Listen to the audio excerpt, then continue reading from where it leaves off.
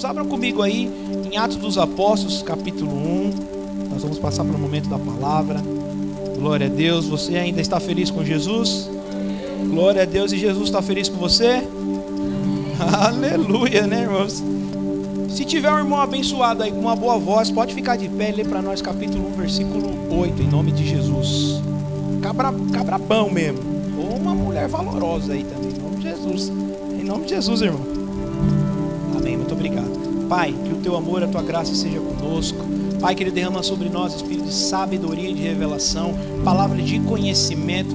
Nos convence, meu Pai querido, do pecado, do juízo e da vida eterna. Pai querido, produz dentro de nós fruto de arrependimento, Pai querido, para que o teu nome seja glorificado e a sua igreja seja edificada. Pai, assim nós oramos no nome precioso de Jesus.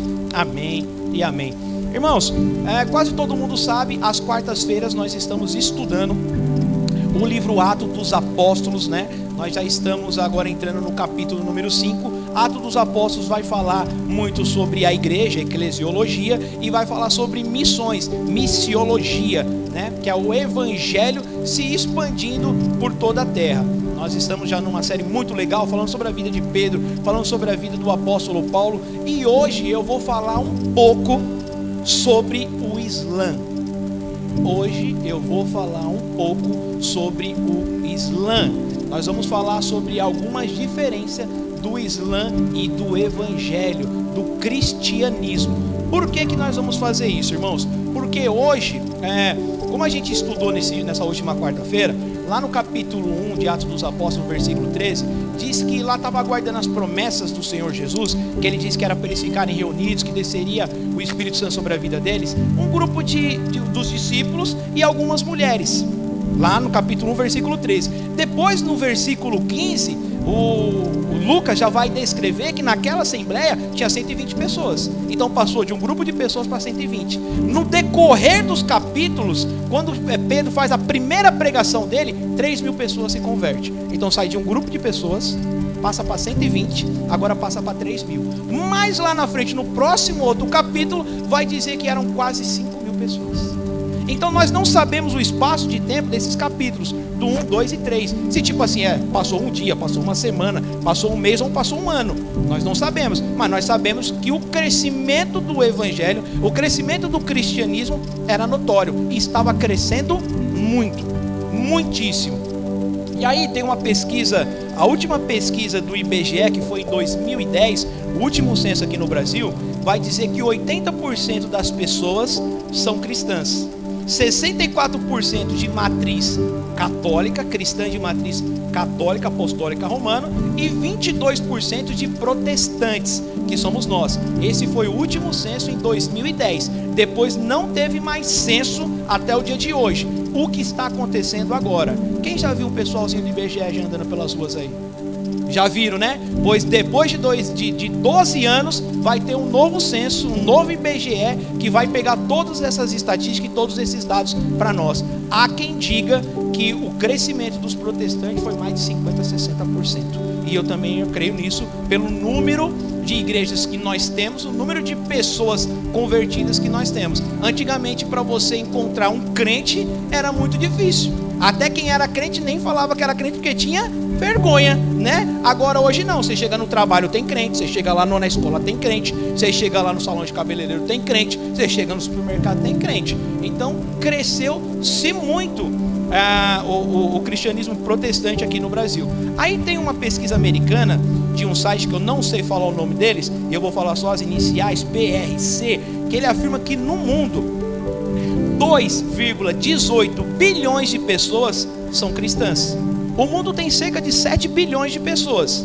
E esse site afirma, essa pesquisa afirma, que 2,18% das pessoas são cristãs. E aqui está englobando tudo, tanto de matriz apostólica romana, como também de protestante. Só que eles dizem também que tem uma outra religião que cresce extraordinariamente, que eles são muitas pessoas, que são os muçulmanos. É o Islã. Cerca de 23% da população do mundo, ela é muçulmana. E eles fizeram uma projeção desse aumento dos muçulmanos. Eles dizem que em 2050 eles chegarão a 30% da população mundial. 30%. E os cristãos, na mesma projeção, cerca de 31%. Então eles estão crescendo muito, eles estão avançando muito, o povo muçulmano. Vocês sabiam disso? Aqui no Brasil não é muito comum a gente ver muçulmanos, né? Mas em outros países é muito comum, tá bom? Então eu gostaria de pedir para vocês, nós vamos voltar lá para o comecinho da Bíblia, Gênesis capítulo 12. Você está aí ainda? Glória a Deus. Gênesis capítulo 12, versículo 2.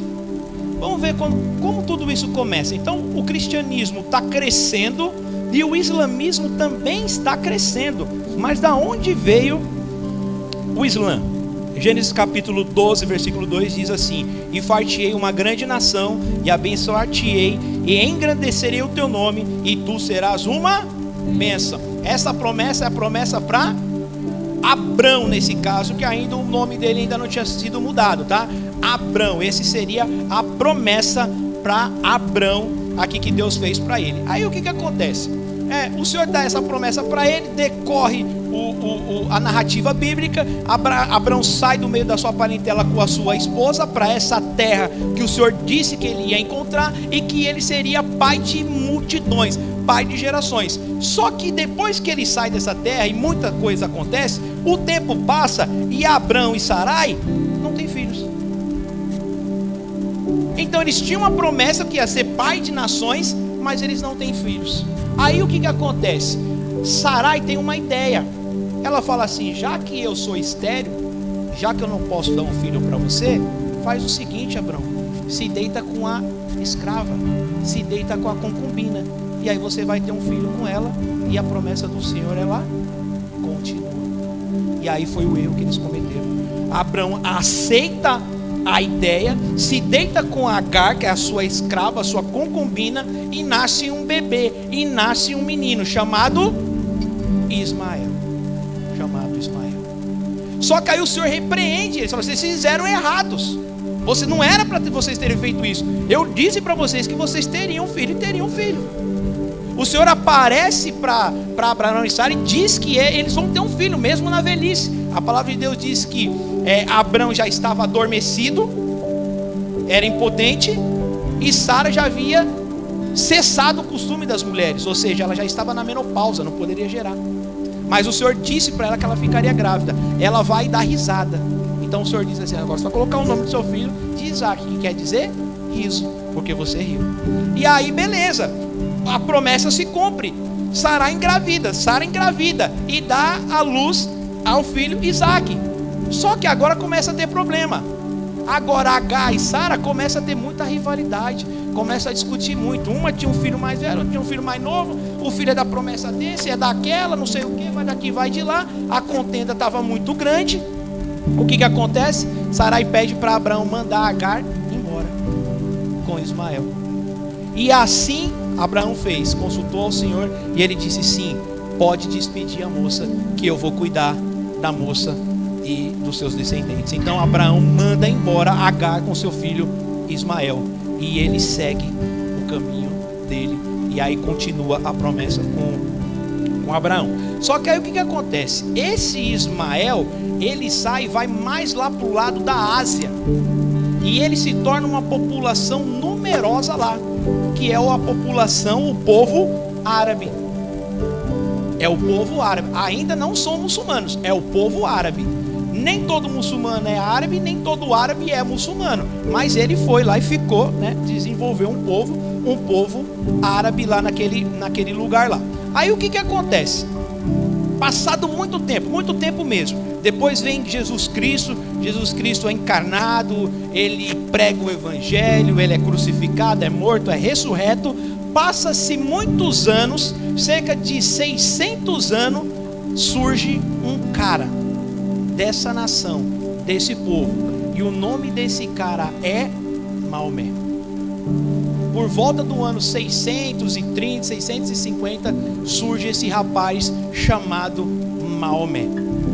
Ele vai fundar o Islã. O Islã é uma religião monoteísta. né, como o cristianismo e como o judaísmo. O que é monoteísta? Que acredita em um único Deus. E politeísta? Acredita em vários deuses. Então, o cristianismo, o judaísmo e o islamismo têm isso em comum. Eles creem somente em um Deus. É uma religião monoteísta. Mas aí o que acontece? O primeiro contato de Maomé com a religião é com o cristianismo. Mas já é aquele cristianismo meio deturbado, meio desfigurado, crendo que Maria tinha alguma divindade, alguns poderes, e tinha algumas outras coisas também que tinha ali naquele cristianismo. Então, Maomé se depara com essa religião, mas não aceita muito e fica meio por ali. O que acontece com Maomé? Passado muito tempo, esse Maomé, ele foi um dia meditar. Algumas pessoas dizem que era um monte, algumas outras pessoas dizem que era uma caverna. E nesse dia que ele estava meditando, ele diz: todas as coisas que eu estou dizendo aqui, irmãos, eu não estou dizendo que é verdade, tá? Eu estou dizendo que é como o povo conta que aconteceu a religião deles e foi fundada. Eu não estou dizendo que isso é verdade, porque em determinado momento que eu vou estar falando, pode soar que eu estou dizendo que isso é uma verdade, tá? Então, o que acontece? Esse Maomé, ele recebe a visita do anjo Gabriel. O anjo Gabriel aparece para ele dizendo assim, ó: recita, né? Escreve. Ele não entende muito, fica meio assustado e sai correndo. Não sabe o que está acontecendo, ele sai correndo. Passado muito tempo depois, 2, 3 anos, ele começa a ter mais visões e mais revelações do anjo Gabriel, que falava muitas coisas para ele, certo? Atualmente aqui no Brasil, pessoal, ainda falando um pouco da pesquisa do IBGE, o IBGE fala que tem mais ou menos cerca de 35 mil muçulmanos morando aqui no Brasil.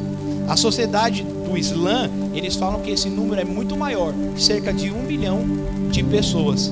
Esses muçulmanos, eles ficam mais concentrados aqui no sul, nos estados aqui do sul, né? Santa Catarina, Paraná, Rio Grande do Sul, eles têm bastante comunidades islã ali naquele lugar, certo? E aí o que acontece? Ele começa a receber essas revelações, só que ele era analfabeto, ele não escrevia. Ele começa a contar essas revelações para as pessoas que estão próximas dele. Ele começa a falar todas essas coisas para as pessoas que estavam perto dele, e essas pessoas começam a tomar nota e começam a anotar. Se nós formos falar sobre Islã e sobre muçulmano, o que vem logo na sua cabeça?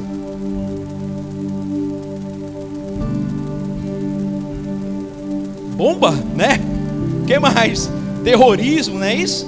Exatamente, eles são meio que conhecidos por conta do terrorismo, né? Muitos atos terroristas que aparecem na televisão, né? Você lembra lá o atentado das duas lá gêmeas de World Trade Center, né? Atentados em Paris, atentados em todos os outros países, em muitos outros países, e até mesmo nos países que eles estão, porque se alguém se opõe ali a eles também praticam esses atos terroristas. Agora, bem verdade é que é o seguinte, irmãos: nem todo mundo que é islã é conivente com essa doutrina deles de ataque terroristas. Outro dia eu estava assistindo uma reportagem, não assisti muita coisa, lá no History, de um rapaz que foi visitar um desses países, o Estado Islâmico, e ele estava visitando as religiões deles lá e tal. Então, muitos deles falam assim: não, a nossa religião não é isso aí não.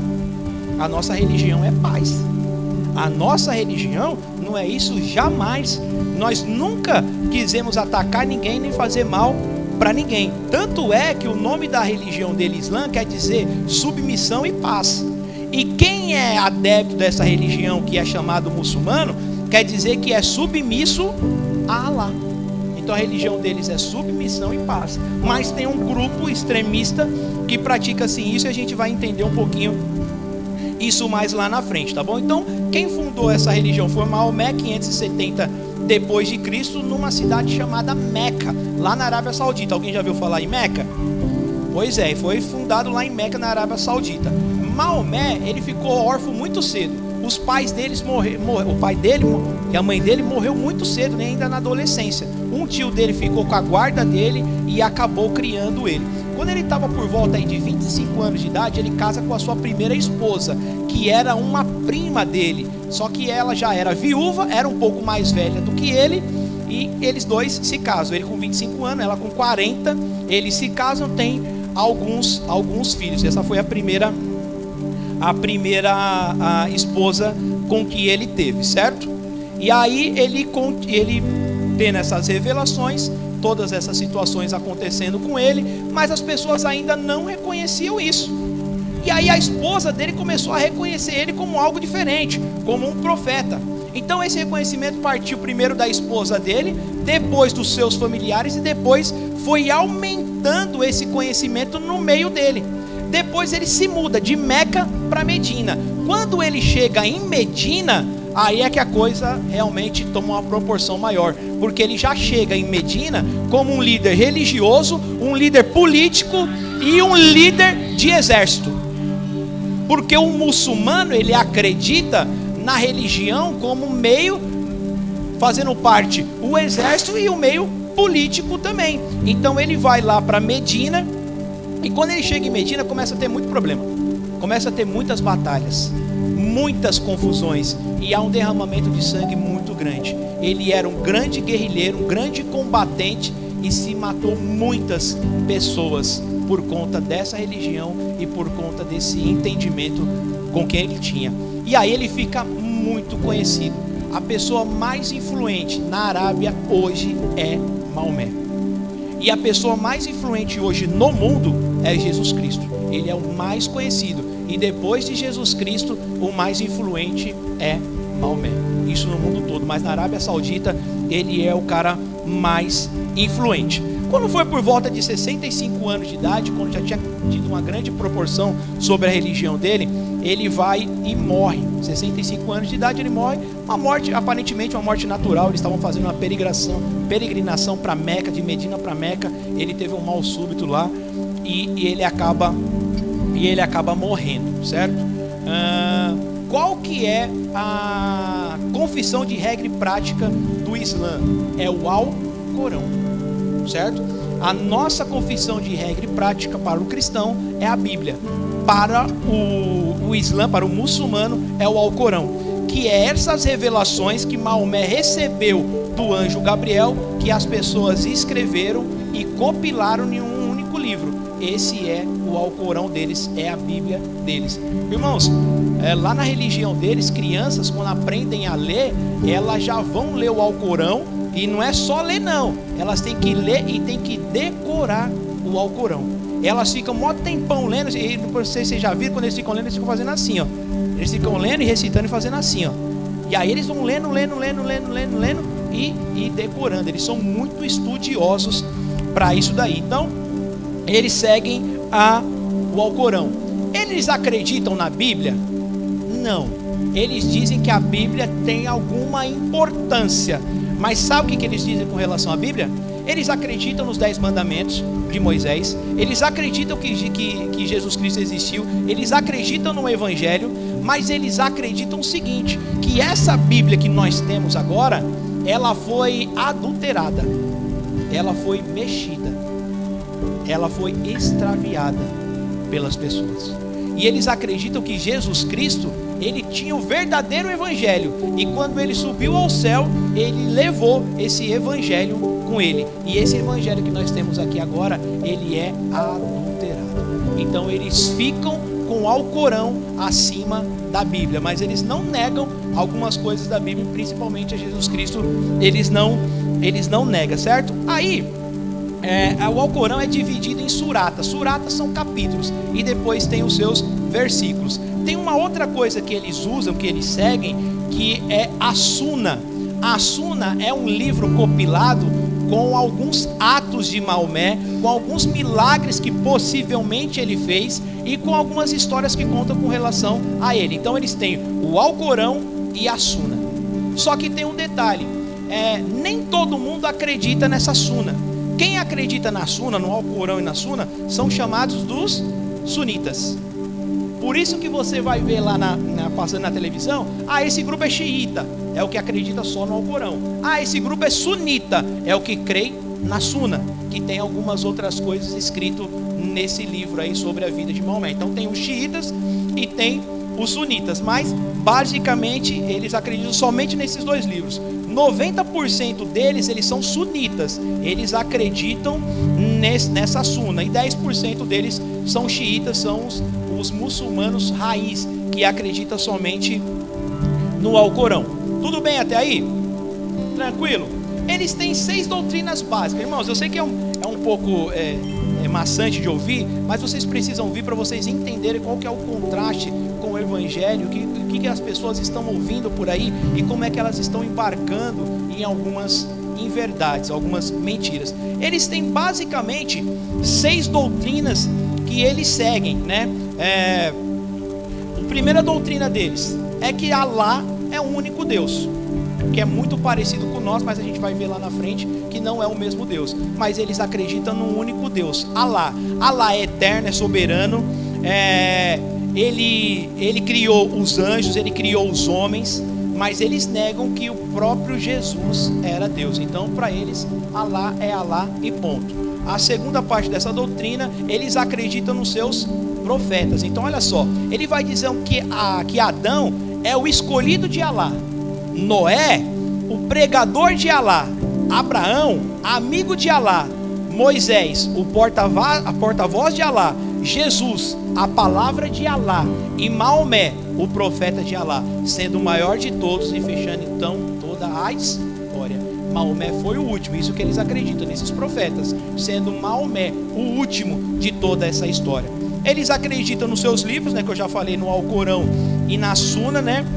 Eles falam que a Bíblia foi toda deturbada, ela foi extraviada por nós nos seus dizeres, nos seus acontecimentos, e eles não acreditam que Jesus Cristo foi crucificado. Se você for falar para ele assim, mas lá nos evangelhos, na Bíblia, está escrito que Jesus Cristo foi preso, foi sentenciado à morte, crucificado e morto. Eles falam, não, é porque o pessoal confundiu. Na verdade, não era Jesus Cristo que tinha sido, que acontecido tudo isso com ele, foi uma outra pessoa. Aí confundiram com o nome de Jesus, colocaram Jesus, por isso que está escrito. Essa é a explicação que eles dão para a questão de Jesus Cristo crucificado aqui nos evangelhos. Eles acreditam nos anjos que foram criados por Deus, e no Alcorão o mais mencionado é o anjo Gabriel, mas eles vão também falar sobre um anjo que não obedeceu a Deus, e o nome que eles dão para esse anjo é Ash-Shaitan, que é o famoso Satanás, o famoso demônio. Então eles acreditam sim que esse anjo desobedeceu a Deus. Agora vocês lembram quando a gente era criança, que a gente assistia os desenhos que aparecia um gêniozinho da lâmpada? Lembra o Aladinzinho lá? Então, lá no livro deles, vai falar sobre esses gênios. Eram pessoas que não eram nem homens e nem anjos, eram esses gênios. E eles vão dizer que o inferno foi criado para homens e esses seres, esses gênios. Então a gente às vezes vê lá, acha que não tem nada a ver com religião, e tem a ver com religião. Vem lá do Islã. Eles acreditam nos seus decretos, que é predestinação.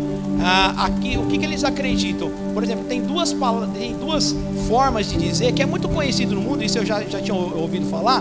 Vocês lembram daquela novela que passou na Globo lá, que tinha o Mohamed, tinha um monte de coisa, aí tinha uma menininha que ficava falando, Inshallah, Inshallah, Inshallah, lembra? Não precisa ficar com vergonha de dizer que você assistiu a novela da Globo, não. Isso era no tempo que você não era cristão, né, irmão? Há muitos anos atrás. A menininha ficava falando Inshallah, Inshallah, Inshallah. O que quer dizer Inshallah? Se Deus quiser. Então tudo que eles vão falar, se Deus quiser, tipo assim, só vai acontecer se Deus quiser. Deus, ele decreta, ele é criador de todas as coisas, inclusive do mal. Eles acreditam que Deus foi o criador do mal. Então eles usam essa palavrinha sempre, Inshallah. E uma outra palavrinha que eles usam, que você vai ver muito por aí, é Maktub. Você vai ver alguns comércios chamando Maktub, e você vai ver pessoas com tatuagem escrito Maktub. O que quer dizer Maktub? Está escrito. Maktub, está escrito. Então o que eles acreditam? Por exemplo assim, você nasceu pobre? Inshallah, se Deus quiser. Maktub, está escrito. Você nasceu com alguma doença? Inshallah, Maktub, vai ficar doente. Por isso que você vê que muitos países, né, que processam a fé no islamismo, são países totalmente terríveis. Não tem trabalho, não tem educação, o povo não se desenvolve, porque eles acreditam que não tem o que fazer. Nasci pobre, vou ficar pobre, Mactube, não tem o que fazer. Não adianta eu lutar contra a vontade de Alá. Então eles acreditam nesses decretos deles, Inshallah e Mactube. E aí eles acreditam também no seu julgamento final. Estou aqui na sexta doutrina deles. Essa aqui também, ela é bem forte, olha só. Eles acreditam que todo mundo quando morre vai ser ressuscitado e vai ir para o inferno.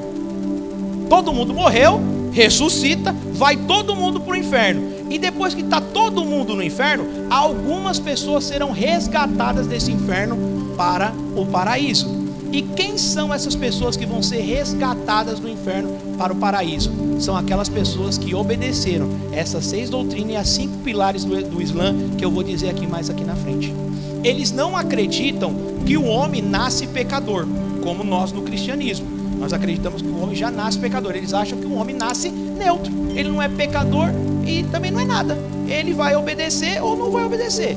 E se ele obedecer, ele vai conseguir a salvação dele. Então eles não acreditam no Salvador, como nós acreditamos. Nós precisamos de um Salvador. A gente não consegue obedecer às leis do Senhor. Nós pecamos, somos réu confesso. Então Jesus Cristo vem para cumprir a lei no nosso lugar, pagar os nossos pecados e nos salvar. Eles não acreditam nisso, em um Salvador. Eles acreditam em um orientador. Então Maomé não é salvador deles. Maomé é um orientador com relação a essas leis e essas práticas deles. Então, aí sabe o que tem uma surata dele? Surata número 56, versículo 13 ao 24. Olha só o que diz. Nos jardins do prazer haverá uma multidão pertencente ao primeiro grupo e poucos pertencentes ao último. Estarão sobre leitos incrustados com ouro e pedras preciosas, reclinados neles, frente a frente, onde lhes servirão jovens de frescores imortais, com taças, jarras e ânforas, cheias de néctares, provindos dos mananciais celestiais, que não lhes provocarás hemicrânia nem intoxicação, e também lhes servirão as frutas de sua predição, e carne de aves que lhe pertencerem, e companhia de hures, mulheres virgens, de cândidos olhares, semelhante a pérolas bem guardadas, em recompensa por tudo quanto houverem feito. Eles acreditam que no paraíso, nessa salvação deles, no céu deles, haverá mulheres, hures, virgens, que manterão relação sexual com esses aqui que obedecerem esses mandamentos. E na Suna vai dizer que há pessoas diferentes. Então, por exemplo, eu sou islã, eu obedeci às leis, aí eu vou ser resgatado do inferno e eu vou ter lá algumas virgens que vão me saciar lá. Mas se eu for um combatente e praticar a jihad, que é uma guerra santa, eu entrar em combate com os infiéis, com outros povos, com outras coisas, eu terei 72 esposas para mim. A irmã até tossiu lá. 72 esposas para mim lá no paraíso. E eles acreditam que são todas virgens e elas ficam virgens a todo amanhecer do dia. Daqui a pouco vai ter um monte de homem querendo se converter ao Islã, né, irmão? Está amarrado em nome de Jesus.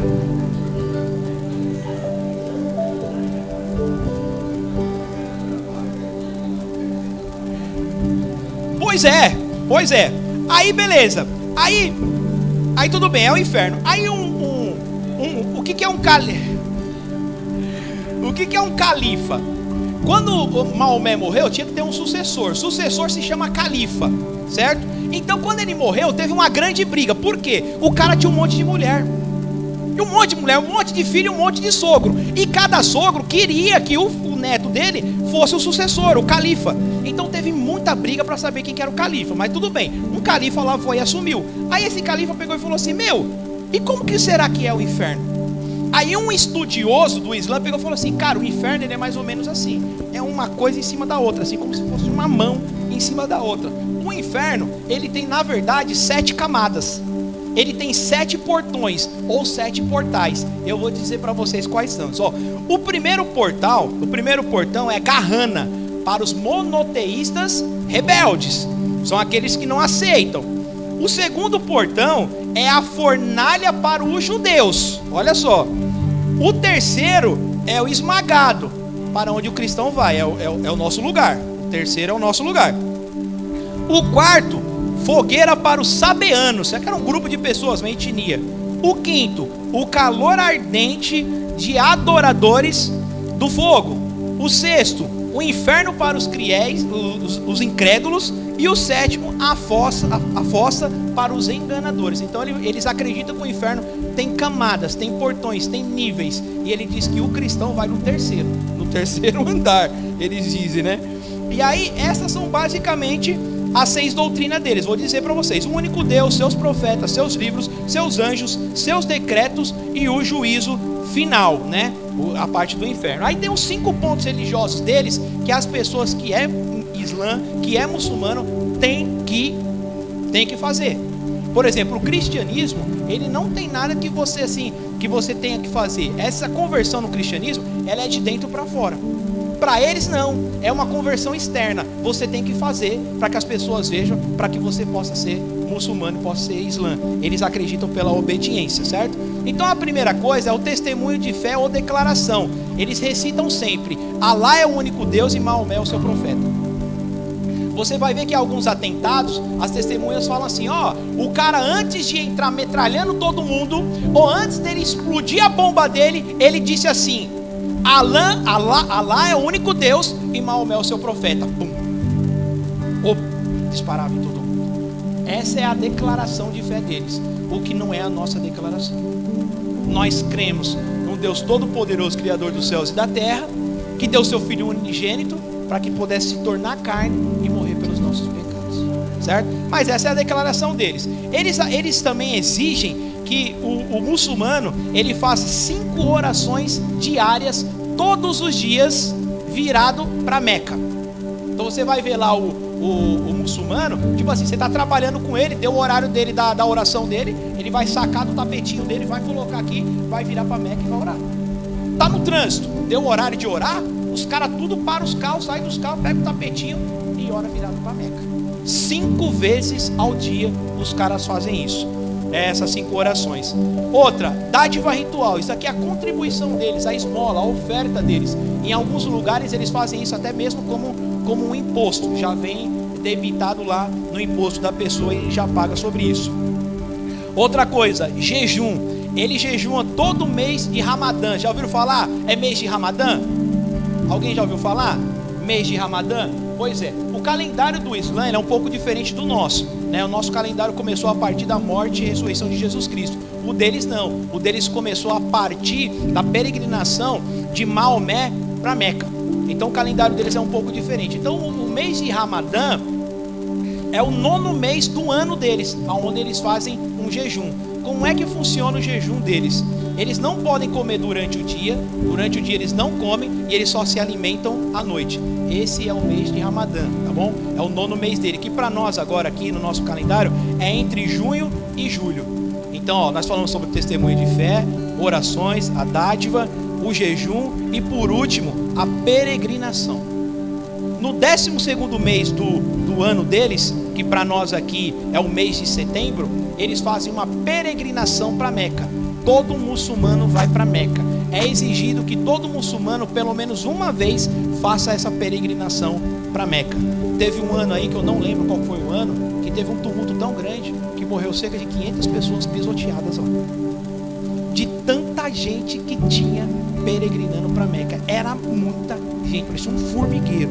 Muitas pessoas. E aí teve esse incidente que acabou morrendo mais ou menos 500 pessoas. Então, a salvação para o Islã depende de você cumprir esses 5 atos aqui para que você possa entrar no paraíso. Você tem que cumprir essas 5 regras para que você possa ser resgatado do lado do inferno. Alguns pontos que algumas pessoas contradizem eles mesmos dentro do próprio Islã. É a tal da jihad, que é a guerra santa. Vocês já ouviram falar sobre um atacou o outro, é bomba, avança no território, todas essas coisas. Isso é a jihad, a guerra santa. Olha o que diz o Alcorão na Surata 2, no versículo 190 ao 193. combatei pela causa de Deus. Aqueles que vos combatem, porém, não pratiqueis agressão, porque Deus não estima os agressores. Ele continua: matais onde quer que se encontreis, e expulsais de onde vocês expulsaram, porque a perseguição é mais grave do que matai-os. Tal será o castigo dos incrédulos. Porém, se desistirem, se os seus inimigos desistirem, sabei que Deus é indulgente, misericordiosíssimo. E combateis até terminar a perseguição e prevalecer a religião de Deus. Porém, se desistirem, não haverá mais hostilidade, senão contra os inimigos. Surata 4, versículo 89. Anseiem os hipócritas, que negaram eles, para que sejais todos iguais.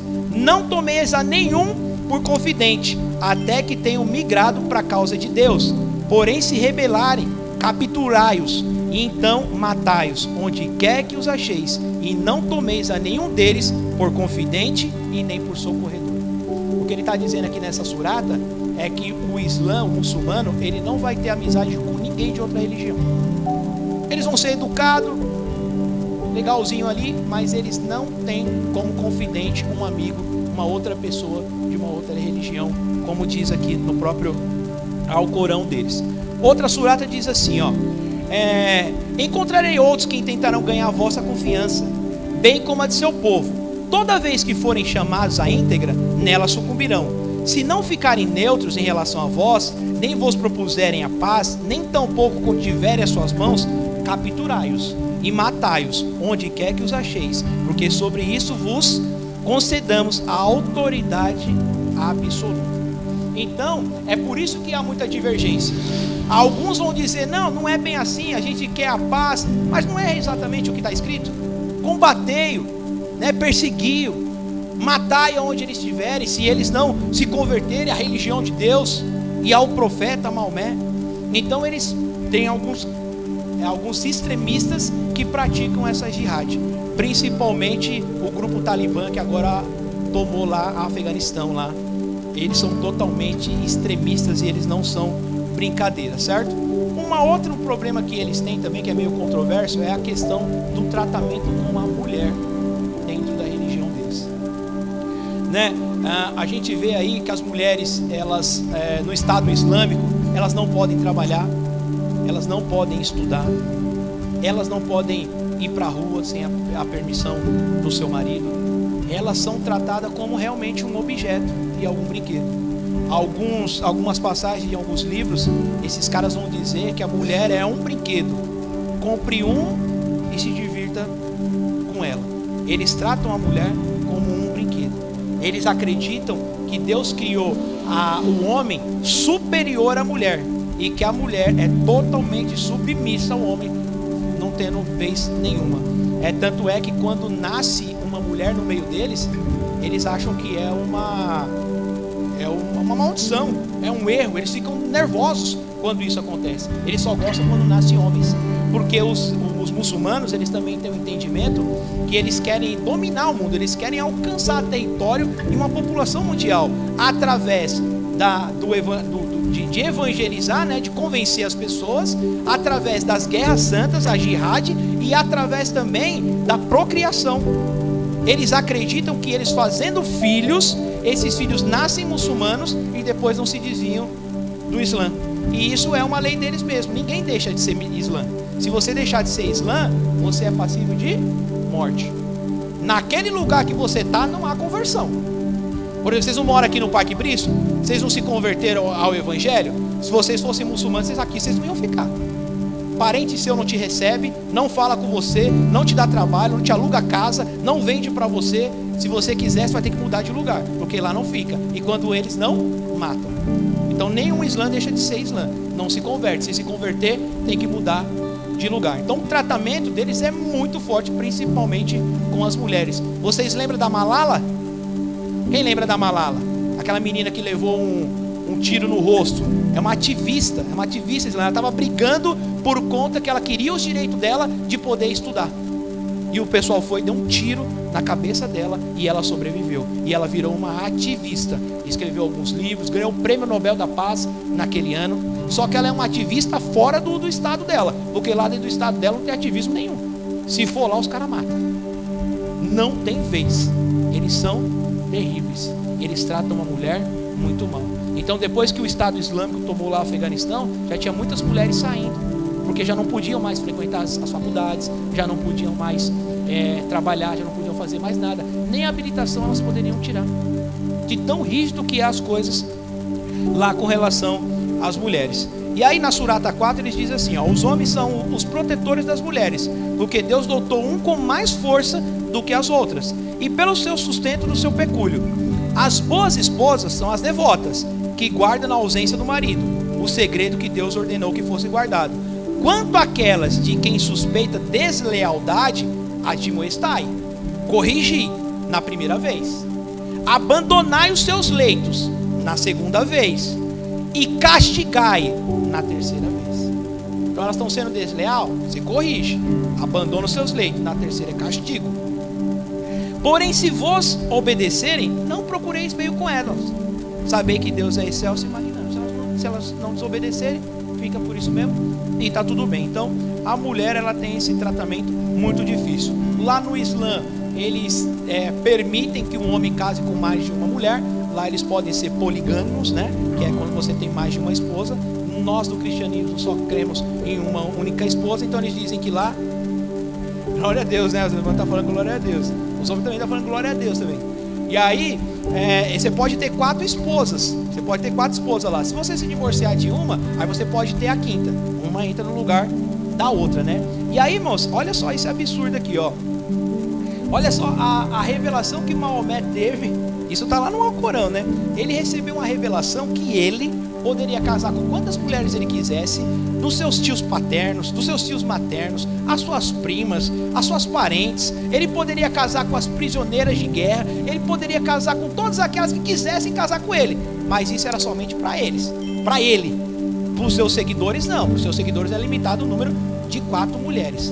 Logo quando Maomé ele já estava na sua velhice, um homem lá foi e deu como esposa para ele uma menina, sabe de quantos anos? Chuta. 6. A mulher lá, ela é entregue ao casamento mesmo contra a vontade dela. Você vai casar com fulano de tal, pronto, e acabou. Ele recebeu, depois que ele já tinha muita mulher, ele já estava com mais ou menos 55 anos de idade, ele recebeu uma esposa com 6 e casou com ela com 9. Depois ela vai contar, ela vai trazer o relato de que ela foi tomada por esposo de Maomé quando ela tinha 9 anos de idade. Isso era só para ele, entendeu? Para os seus seguidores não. Então, isso é mais ou menos o tratar deles com as mulheres. Mas isso é meio controverso. Tem uns que dizem, não é bem assim, não é assim, a gente trata de uma outra maneira. Mas é muita coisa que está escrita e muita coisa que a gente vê. Irmãos, para concluir, agora eu vou trazer algumas diferenças para nós entre o Islã e entre o cristianismo. Bom, primeira coisa, o conceito de Deus.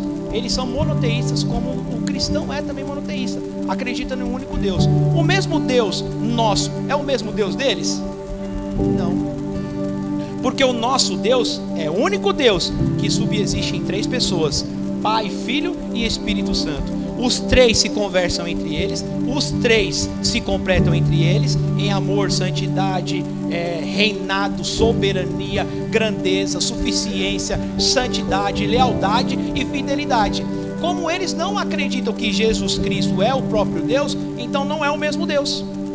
O Deus deles não é o mesmo Deus que nós. Eles não acreditam que Jesus Cristo é o próprio Deus, porque eles não acreditam que o Deus, Criador de todas as coisas, teve uma morte tão horrível como Jesus Cristo teve. Eles não acreditam. Então eles acreditam que Jesus Cristo sim esteve aqui na terra, ele era um profeta, trouxe a palavra de Deus, mas eles não acreditam que ele foi morto e foi crucificado. Acreditam que ele subiu para o céu sem morrer, ele voltou para Deus sem morrer, e ele levou esse evangelho que falou que está com ele lá.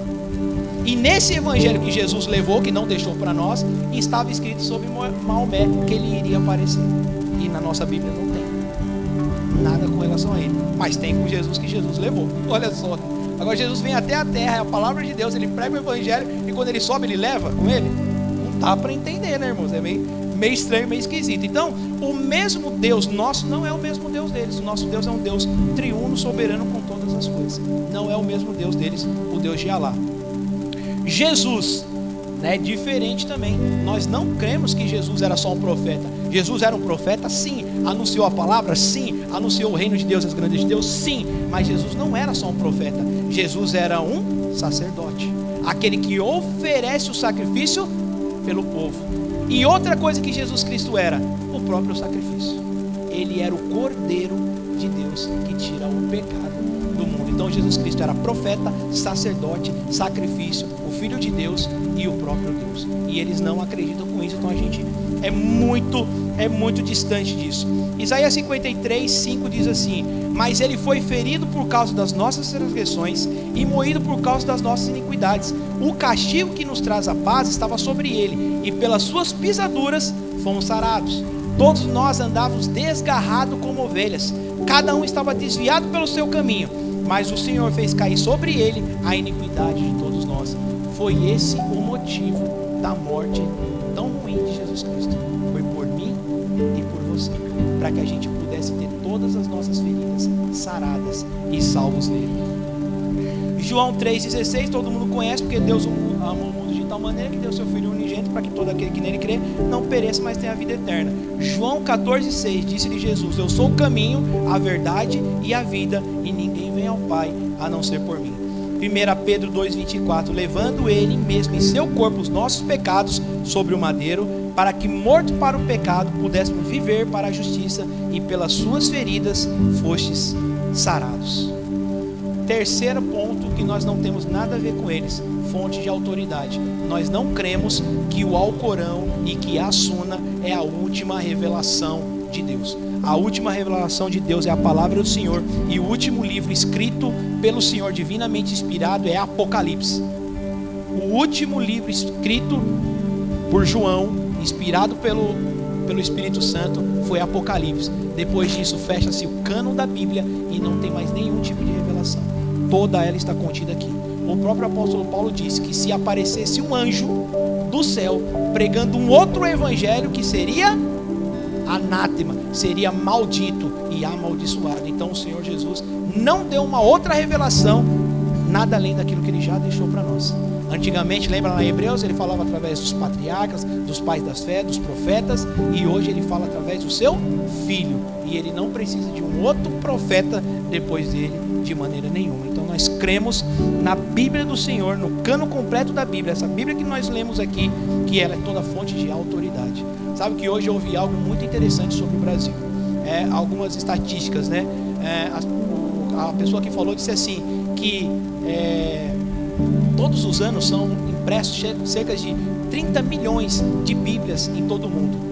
30 milhões de Bíblia em todo o mundo. Desses 30 milhões, 9 milhões ela é impressa aqui no Brasil.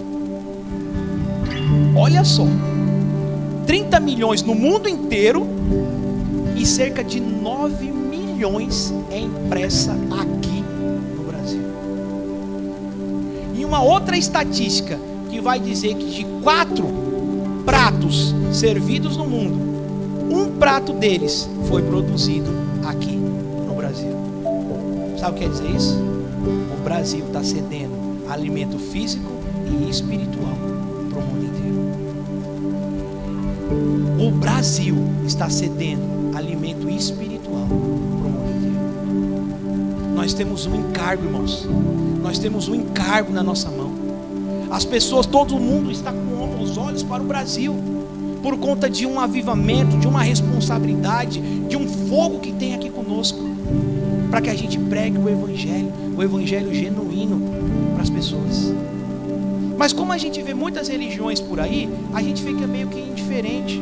Esses dias eu estava vendo um debate, tinha lá um franciscano, tinha lá um representante lá da Umbanda, tinha um pastor. São muitas religiões. Aí sabe o que acontece? A gente fala assim, puxa, eu vou ter que ficar me indispondo com as pessoas, então eu vou ficar quieto na minha. ficar quieto na minha, ele fica com a dele, ele fica com a dele, eu fico com a minha, vou cuidar da minha salvação e bola para frente. Isso se chama indiferença. Isso é contra o evangelho, que mesmo o próprio Jesus disse: ide por toda a terra, pregai o evangelho. Ser-me-eis minhas testemunhas em Judeia, Jerusalém, Judeia, Samaria e os confins da terra. Quando nós nos seguramos e dizemos assim: não vou falar não, eu não vou falar não, nós estamos nos omitindo, e omissão é crime, omissão é pecado. O Islã, ele vê a outra religião como um inimigo. Vai lá, fala com ele, se ele não aceitar, bate, mata. Mas nós não vemos as outras religiões como inimigos ou opositores nossos. Nós vemos aquelas pessoas como um campo fértil de pregar o evangelho. Então nós não temos o macumbeiro como nosso inimigo, nós não temos o Islã como nosso inimigo, e nós também tão pouco seguimos isso que está no Alcorão, que não teremos amizade com essas pessoas. Nós teremos amizade com essas pessoas, porque se nós não tivermos amizade com essas pessoas, quem é que vai pregar para eles? Então nós temos que ter amizade e pregar o evangelho com muito amor, com muito carinho, com muito respeito para essas pessoas. O cristianismo não conquista ninguém na força nem na marra. É tudo por livre e espontânea vontade, de coração, de dentro para fora. Isso é o cristianismo. Salvação. Eles afirmam que a salvação deles é pela obediência daqueles 5 pilares que eu falei para vocês: testemunho de fé, orações, esmola, peregrinação e jejum. E nós não acreditamos nisso. Lá em Efésios disse que a salvação é pela graça, mediante a fé. E isso não vem de vós, é dom de Deus, para que ninguém se glorie. Então a salvação é toda feita por Deus. Ele planejou, Ele executou e Ele nos deu. A única coisa que nós fazemos é se arrepender e crer que Ele é o nosso Senhor e nosso Salvador. A salvação para nós não é por obediência. Nós não vamos conseguir nenhum mérito, nenhuma salvação fazendo coisas. Nós não vamos conseguir. Essa salvação é por amor a Ele. É pelo amor que Ele sentiu por nós. Mas não quer dizer que nós podemos fazer o que a gente quer. Nós temos que obedecer, não visando a salvação. Nós temos que obedecer, visando honrar o nosso Senhor e o nosso Salvador. E darmos testemunho da sua palavra, mas não buscando salvação. A evangelização, eles creem nesse aumento do Islã através da procriação, através do território. Eles têm a incumbência, eles têm a ideia de ter um estado todo islâmico, um mundo inteiro islâmico. E o cristianismo não tem isso. O cristianismo não está preocupado em conquistar o mundo todo. Ele está preocupado em chegar no mundo todo e alcançar as pessoas que estão ali, aquelas que aceitarem a Cristo Jesus por livre e espontânea vontade. Essa é a nossa evangelização. Aprove a Deus a salvar as pessoas pela loucura da pregação do evangelho. É por isso, irmãos, que nós temos que cada vez mais saber o que é o evangelho, para poder pregar para as pessoas essa verdade e elas não serem enganadas. Nós temos que pregar Jesus e salvação para as pessoas e não religião, porque religião por aí tem um monte. Religião prometendo levar a Deus. Muitos caminhos levam a Deus. Mas nós temos um Jesus. O fundador da nossa religião não matou ninguém. O fundador da nossa religião não perseguiu ninguém. Muito pelo contrário. Ele deu a vida pelos seus seguidores. Ele deu a vida pelos seus seguidores. Ele se entregou para que eu e você pudéssemos ter vida. E nós não temos somente um Deus, um Senhor. Nós temos um Pai. É como Deus mesmo disse, nós temos um Pai, nós temos um Abba. E às vezes é um pouco difícil a gente entender esse conceito de Pai. Você que teve um pai e foi acompanhado em toda a sua vida, talvez você entenda um pouquinho melhor. Mas quem não teve esse pai e que não foi acompanhado, tem um pouco mais de dificuldade de entender. Ou quem teve um pai e foi acompanhado, mas foi maltratado por esse pai, tem muito mais dificuldade de poder entender. Mas o ser humano é passível de erro. Mas Deus não erra. E Deus comprou filhos como eu e você para cuidar da maneira certa e correta, em amor. Você sabe que, falando sobre pai, eu lembrei de algo muito importante, né? Eu tive meu pai caminhando comigo. Meu pai até hoje ele está vivo. Meu pai foi cristão, mas teve muitos altos e baixos na vida dele.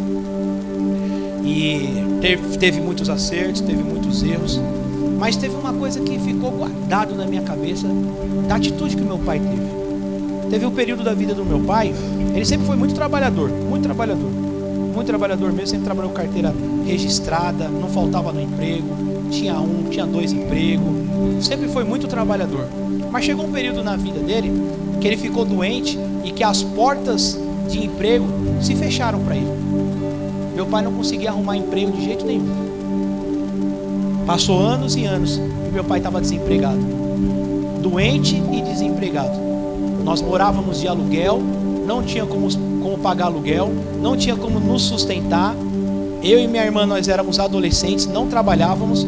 A situação ficou bem difícil e bem complicada financeiramente falando.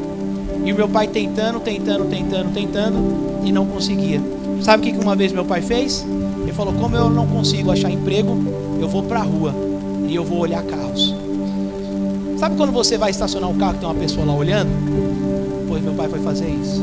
Já que na cabeça dele, ele já não tinha mais nenhuma alternativa. Aquela era a última alternativa dele. E ele foi olhar carros. E aí eu ficava com vergonha de falar para os meus amigos que meu pai era desempregado e que meu pai olhava carros na rua. A gente sempre quer falar que o nosso pai é advogado, é engenheiro, é médico, meu pai é bem sucedido. Olha meu pai chegando aí na porta da escola com um carrão bem legal. Ninguém quer falar que o seu pai está desempregado, doente e que olha carros. E eu tinha vergonha de não falar isso para ninguém. Mas eu via o esforço que ele fazia. E de vez em quando eu ia lá olhar ele onde ele estava trabalhando. Pegava minha bicicletinha, adolescente, chegava lá, meu pai estava olhando. Um dava uma moedinha, o outro dava uma moedinha, o outro xingava, o outro humilhava, o outro menosprezava. E ele chegava todos os dias em casa, uma porção de moedas, muitas moedas. E ele falava: filho, senta aqui, ó, pega essas moedinhas aqui para você, que é para amanhã você comprar um salgadinho ou um suco lá na escola. Meu Deus, passando toda humilhação, ganhando um pouquinho disso. Pega esse pouquinho para você, leva lá e compra um suco para você, um salgadinho. O que meu pai fez é amor de pai, mas não chega nem perto do que Jesus Cristo fez por nós. Isso talvez seja um pouquinho do entendimento do que o Senhor Jesus fez por nós, de pessoas que não mereciam, que eram falhos e pecadores, e Ele passou vergonha e foi humilhado para que um dia eu e você tivéssemos vida e vida eterna, tivesse não só a salvação, mas tivesse um companheiro e um amigo. Hoje nós temos um Deus, um Pai, que nós podemos nos relacionar com Ele, podemos chegar todos os dias para Ele e pedir um abraço, um conselho, um aconchego, uma reclamação, e Ele está ali todos os dias de braços abertos para nos receber. Esse é Jesus Cristo de Nazaré. Esse é o Deus em que nós cremos, em nome de Jesus.